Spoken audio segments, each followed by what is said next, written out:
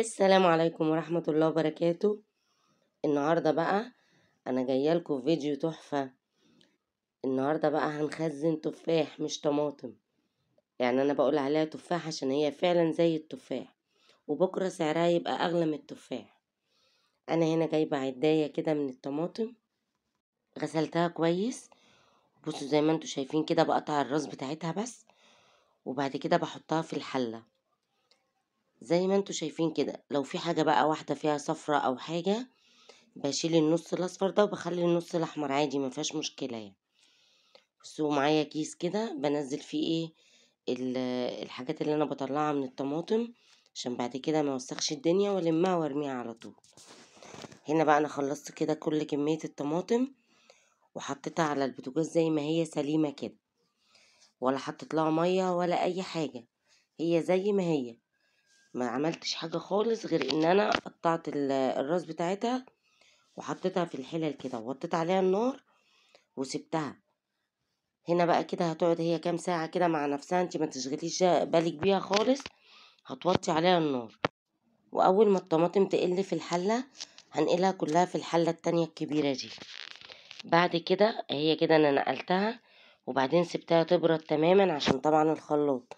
لو عندك هاند بلندر ممكن تشتغلي فيها وهي سخنة عادي، انما انا سبتها تبرد بصراحة عشان خاطر الخلاط. ضربتها هنا كده بقى، بضربها كويس اوي في الخلاط. وبعدين معايا مصفى كده على الحلة، هصفي فيها بقى الخليط ده. انا عايزاه يبقى من غير بذر ومن غير اي شوائب، يعني من غير قشر ومن غير بذر. طبعا هي عشان كلها اتسلقت، القشر بتاعها هيبقى ضعيف قوي، مش هيبقى فيها كتير قوي زي ما احنا مثلا بنبقى ضاربين الطماطم وينزل منها قشر كتير. لا دي القشر مش هيبقى يعتبر مختفي، هنشيل كمية بسيطة جدا.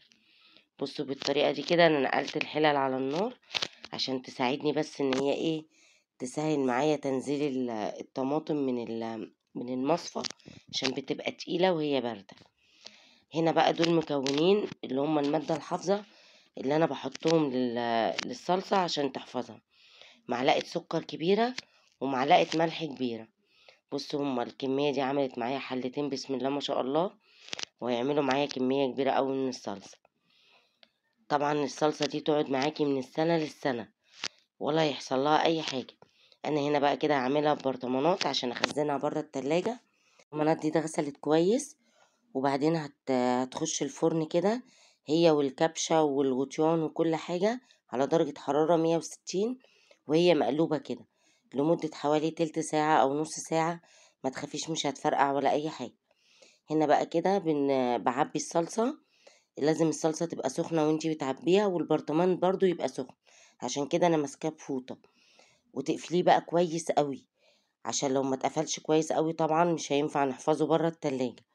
وبعدين انا هقولك دلوقتي تقفليه ازاي كويس قوي، وازاي تعرفي ان هو اتحفظ خلاص، وان انتي كده تبقي مطمنة على الطماطم بتاعتك. بصوا كده صلصة ولا بتاعة المصانع، يعني بسم الله ما شاء الله.